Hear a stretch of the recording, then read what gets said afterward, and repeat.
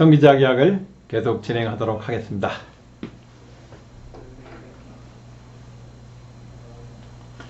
현재 우리는 이 자기의 세상 중에 세 번째 비효사바르 법칙과 암페어 법칙을 공부하는 중입니다. 이 비효사바르 법칙과 암페어 법칙은 이 자계를 구하는 가장 일반적이면서도 편리한 방법입니다. 이 방법을 통해서 자계를 구하면은 그로부터 다른 것들을 구할 수 있어요. 그래서 다른 물리량들을 구하는 기본적인 것이 되기 때문에 실제 시험에서도 저걸 많이 묻습니다.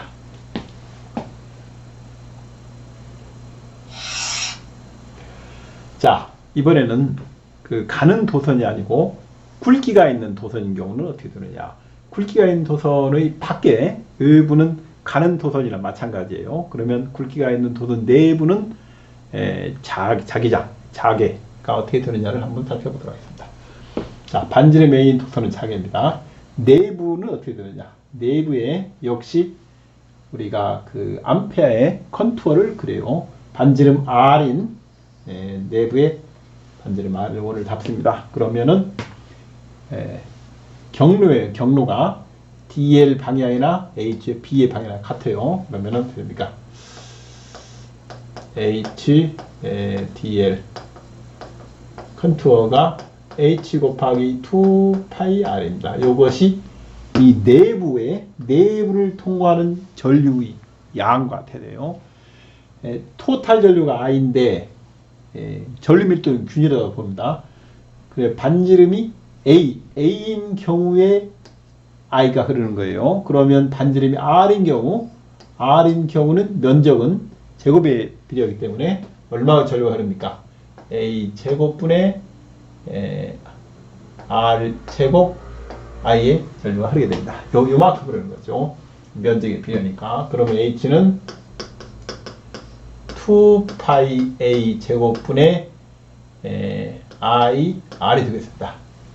B는 당연히 여기다 뮤제로 곱해가지고 B는 뮤제로 H니까 우리가 이와 같은 것을 할 수 있는데 특징이 뭐예요?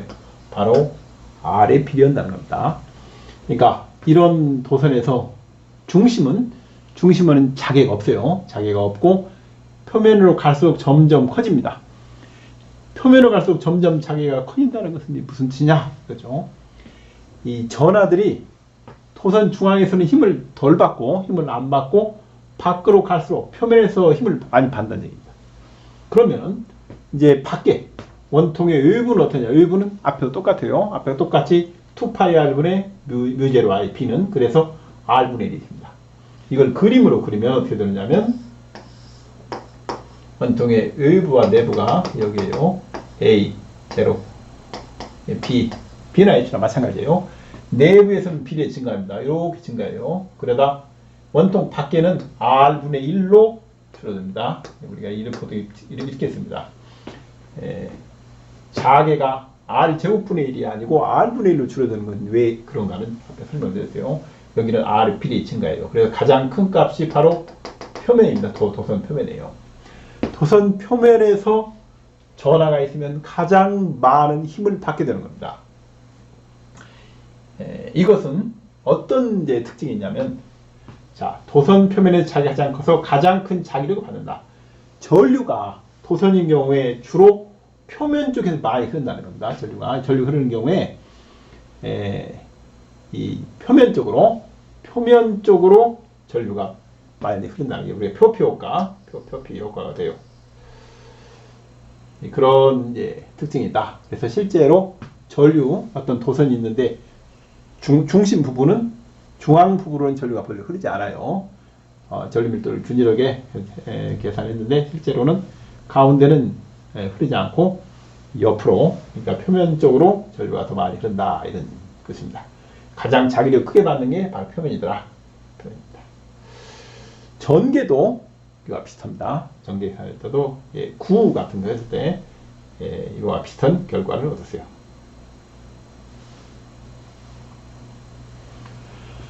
자, 이제 자계 상수의 조건인데, 이거 이제 흥미가 있기 때문에 하겠습니다. 전류가 흐르는 직선 도선과 원형 도선은 절연되었다. 둘이 안 만난다는 거예요. 위에, 그러니까 이 별개로 흐른다는 겁니다. 원형도선과 직선도선이 별개. 그러면 중심 0에서 자기가 0일 때 A와 T를 방향. 이 거리에서 원의 중심 요 점에서 자기가 0이에요. 양이라면은 이 도선이 어느 위치에 있어야 되느냐 이겁니다. 그 무슨 뜻이냐면, 자, 원형 도선에서는 자개가 직선입니다. 그러니까 요와 같은 방향이죠. 이렇게 하니까 들어가는 방향이네요. 여기서는 이제 들어가는 방향이 또 같습니다. 그러면 직선 도선에서는 자개가 휘어지는 방향이요. 휘어지는 나오는 방향입니다. 그래서 여기는 이렇게 해요. 적절한 위치에 있으면은 두 개 더해서 0이 된다는 겁니다. 어떻게 하는가를 우리가 바로 알 수 있어요. 원형 도선에 의해서는 가운데가 얼마입니까? 가운데가 이 원형 도선 직선 자개니까 파이가 들어가면 안 됩니다. 이 R분의 I예요. 그 다음에 직선 도선에서는 휘어지는 자개니까 이거 파이가 들어갑니다. 2파이 거리가 D분이니까 I예요. 방향이 반대니까 빼서 0이 된다 이거죠. 그러면은 R이 파이 D라는 걸 알겠어요. 두 개의 B가 D와 아래의 B가 딱 파입니다. 한쪽은 휘어지고 한쪽은 직선이기 때문에 당연한 결과입니다. 이건 뭐 계산 안 해도 우리가 바로 예측할 수 있는 결과예요. 자개가 휘어지면, 즉 도선이 직선이면 파이가 들어가고, 자개가 직선이면 파이가 안 들어간다. 그러므로 두 비율은 반드시 파이가 들어가야 맞는다. 맞습니다. 그 비율이 파이입니다. 그러니까 대략 요 중심에서부터 반지름의 3분의 1 정도 거리에 이 직선 도선이 지나가면 원의 중심에서 자개는 상쇄돼서 존재하지 않는다. 현재 알 수 있다. 물론 이제 방향도 중요합니다. 방향이 중요해. 컨트롤 하면은 알 수 있다. 이런 얘기입니다. 그러니까 이걸 자개 상쇄 조건이다. 비율이 파이다는 거죠.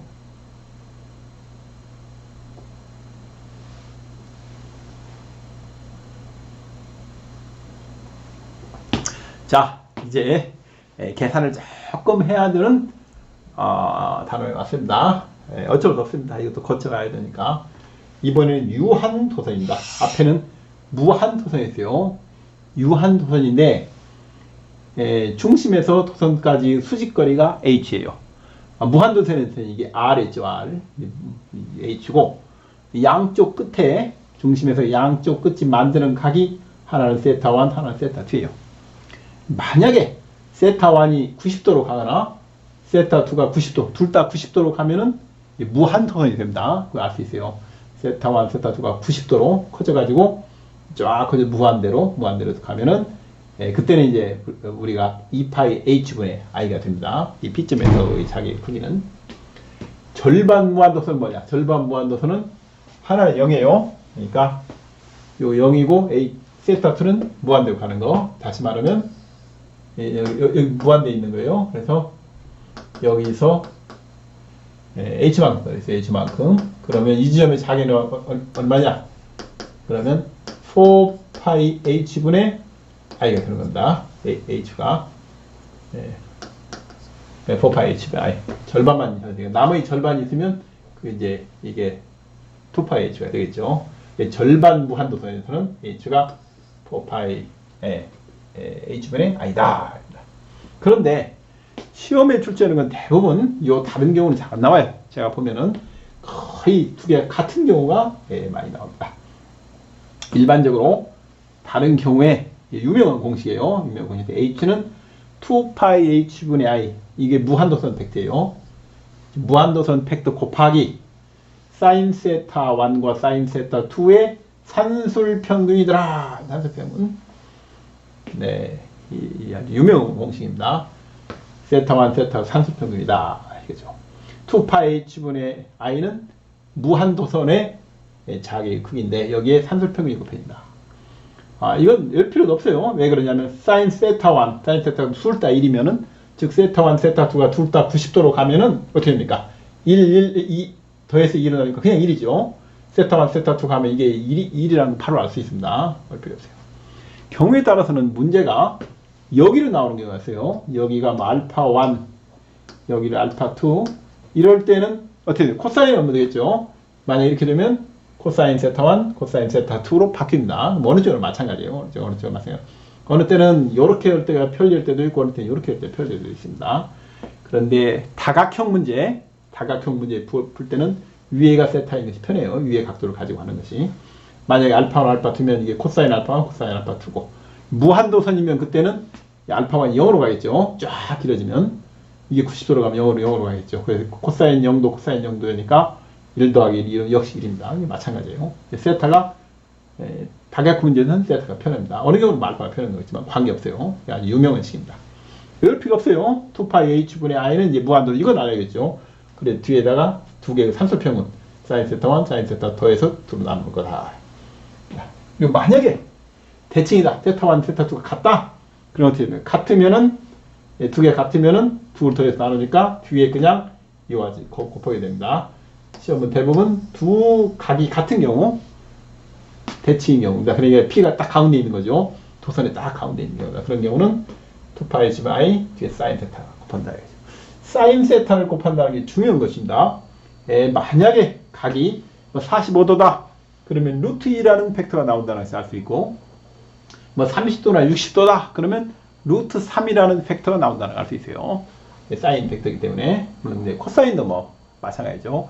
45도, 90도 이렇게 나가면 h 값에 루트 2가 포함될 것이다. 분모근 분자건. 30도, 60도 이렇게 나가면 h 값에 루트 3이라는 팩터가 포함될 것이다. 분모근 분자건. 우리가 이 예측을 할 수가 있습니다. 이 식을 유도하는 것은 제가 유튜브에 올려놨어요. 유튜브에 올려놨기 때문에 여기를 이제 찾아봐도 됩니다. 되지만 간략하게 한번 해보자고 합니다.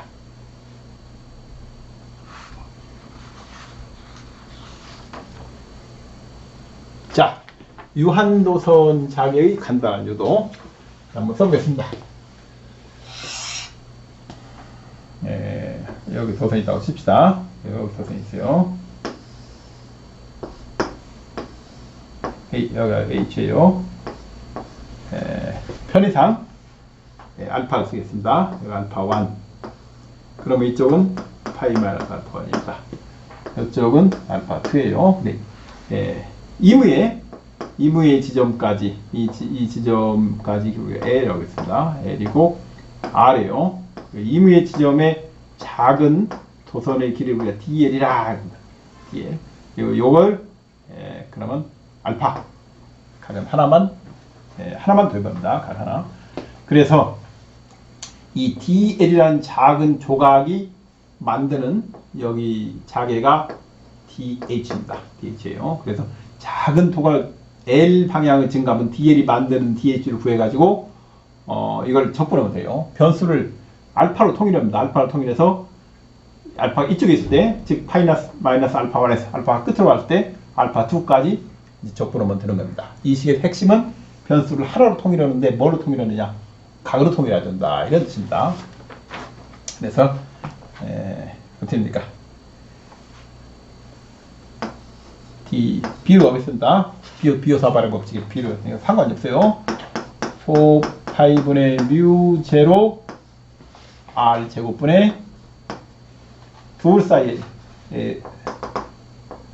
이게 DR 방향이고 이게 DR 방향 이게 알파예요. 사인 알파의 DL 이와 같이 우리가 쓸 수가 있어요. 자, 이제 사인 알파가 뭐가 되는 겁시다. 사인 써봐요. 사인 알파는 뭐 됩니까? R분의 H가 되네. R분의 H. 코사인 알파는 R분의 L이 됩니다. 자, 이걸 가지고 이제 L 하니까 우리가 DL을 구하면 되는 거예요.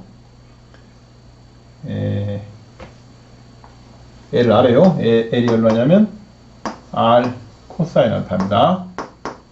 R도 여기 알아요. R, 이 사인 알파분의 H니까 이게 어떻게 되냐면 H 코탄젠트 알파로 됩니다. 변수 하나만으로 H는 상수니까 하나로 통일해야 된다. 알파로 통일해야 돼요. 그럼 DL은 뭐가 되느냐? DL은 마이너스 H 코탄젠트를 미분하면 뭐가 됩니까? 코시컨트 제곱이 돼요. 코시컨트 제곱 알파 D 알파 되는 겁니다. 여기가 이제 DL이 그럽니다. 그리고 R은 얼마예요? 여기서 R은 R은 여기다 집어넣으면 됩니다. R이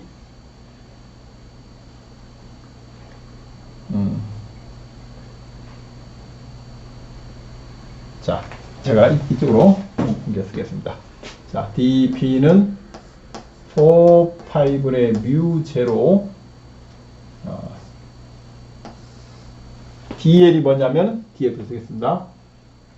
마이너스 h 코시커스 제곱 알파 d 알파 그 다음에 사인 알파가 있네요.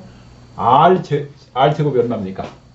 r이 여기세요. r이 사인 알파분의 h예요. 여기서 가져온 겁니다. 그러면은 h 코시컨트 알파입니다. 그래서 r 제곱 하면은 h 제곱 코시컨트 제곱 알파. 그래서 뭐가 됩니까? 싹 정리가 돼가지고 마이너스 4파이 h분의 뮤 제로 i가 빠졌네. 뮤 제로 i 빠졌네. 전류가 요렇게 흐르는 거예요. i가 빠졌습니다. i가 빠졌어요. 뮤 제로 i의 사인 알파 d 알파 아주 깔끔하게 정리가 됩니다. 그러니까 여기서 할 때 중요한 것이 요 사인 알파는 r 제곱분의 dl이 요 r 제곱분의 dl이 뭘로 바뀌느냐? h분의 마이너스 사인 마이너스 d 알파로 바뀝니다. h분의 d 알파로 바뀐다는 거예요. 이게 핵심입니다. r 제곱분의 dl이 h분의 마이너스 d 알파로 바뀐다. 자, 그러면은 이제 저 b를 구할 수 있어요. b는 적분합니다. 알파가 저기부터 파이 마이너스 알파 1부터 파이 마이너스 알파 1부터 알파 2까지예요.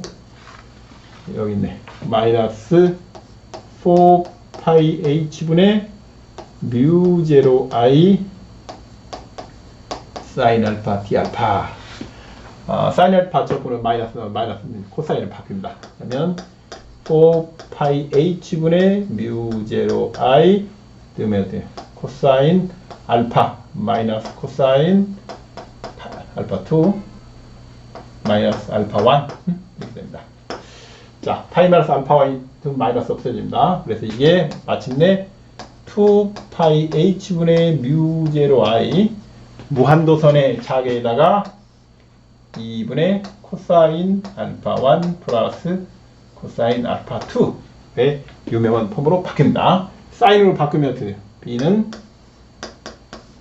2파이 h분의 뮤 제로 y 이 무한도선 값에다가 2분의 사인 알파 플러스 알파가 아니죠. 일단 세타이죠. 세타 플러스 코사인 세타 1 2의 사인입니다. 산술평균이 되겠습니다. 이와 같이 뒤에 벡터가 붙는다 나올 수 있어요. 그래서 우리가 간단히 적분할 수 있습니다. r제곱분의 dl이 바로 마이너스 h분의 d 알파로 바꿉니다. 알파를 저렇게 하면은 조금 계산이 편해요. 그래서 유한도선계의 자계의 간단한 유도가 이루어집니다. 이와 같이 이루어진다. 그럴 수가 있습니다. 만약에 세타1, 세타2 같으면은 만일에 세타1과 세타2가 같으면은 b는 2파이 h분의 뮤 제로 i 사인 세타 즉 h는 2파이 h분의 i 사인 세타가 된다. 세타가 돼요. h가 뭐예요? 요 지점부터 측정 전부터 도선까지의 수직거리입니다. 수직거리 h가. 그래서 이 수직거리를 어떻게 구하느냐 이것이 굉장히 중요한 벡터가 되겠습니다.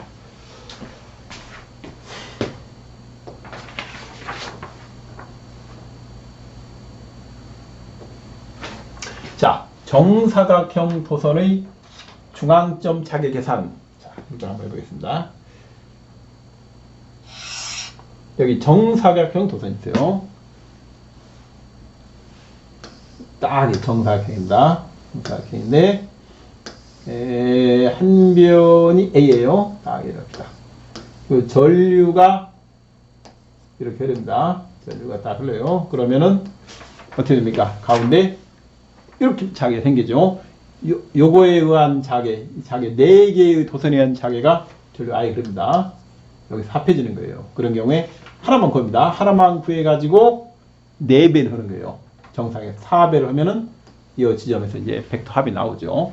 이거 어떻게 흐르냐? 한 변의 이게 가장 중요한 것이 뭡니까? 수선의 길이에요. 수선. H가 여기서 여기까지 A니까 2분의 A네요. 2분의 A입니다. 그러면 바로 알 수 있어요. 이게 45도네요.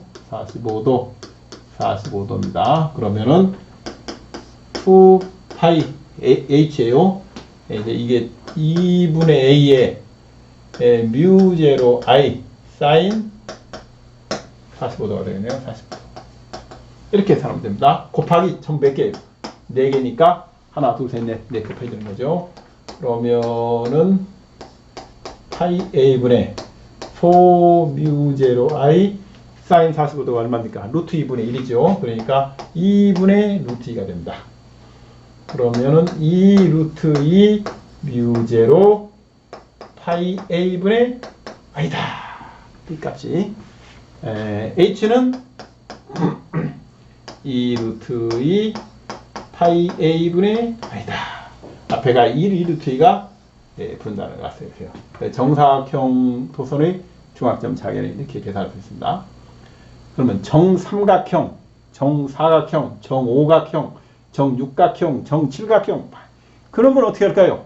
마찬가지입니다. 이때도 정사각형의 경우는 요 각이 360도를 4로 나눠요. 90도예요. 그 절반입니다. 그래서 정N각형의 경우는 요 각은 정N각형의 경우는 360도를 n으로 나누고 다시 2로 나누니까 180을 n으로 나눈 것 같아요.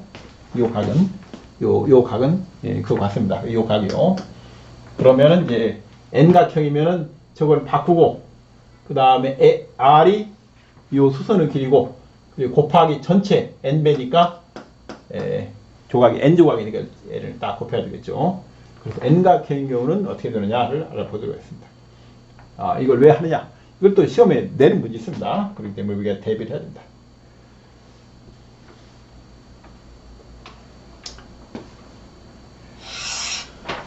한 변의 길이가 a인 정N각형 전류 도선의 중앙 자개는 높이 구하는 거. 그러니까 중심점에서 변까지 거리만 구하면 된다 이거죠. 자, 앞에 2파이 h분의 n각형 사인 n분의 180도 되는 겁니다. 자, 그런데 이걸 외울 수 있습니까? 물론 이걸 외울 수 있다고 하지만은 외울 수 있는 분도 있지만 이거 못 외워요. 금방 보고 지나가는 겁니다. 그 자개가 정다각형 문제가 나왔는데 어떻게 이걸 2파이 h분의 ni 사인 n분의 180을 외워요? 못합니다. 어떻게 외워야 되느냐? 이게 180이 파이입니다. 라디안 각으로 n분의 파이인데 여기 파이분의 n이 있어요. 그럼 이걸 돌리면 어떻게 돼요? 돌리면 사인 n분의 파이 n분의 파이 모양 이쁩니다. 이 팩터로 바뀌어요. n이 무한대로 가면은 x분의 사인 x 꼴인데 x가 0으로 가면 어떻게 돼요? 이건 1로 가는 겁니다. 이 1로 가요. n이 만약에 무한대로 가면은 요 팩터는 1로 가요. n이 무한대로 가는 건 뭡니까? 원이죠. 원은 무한각형이에요.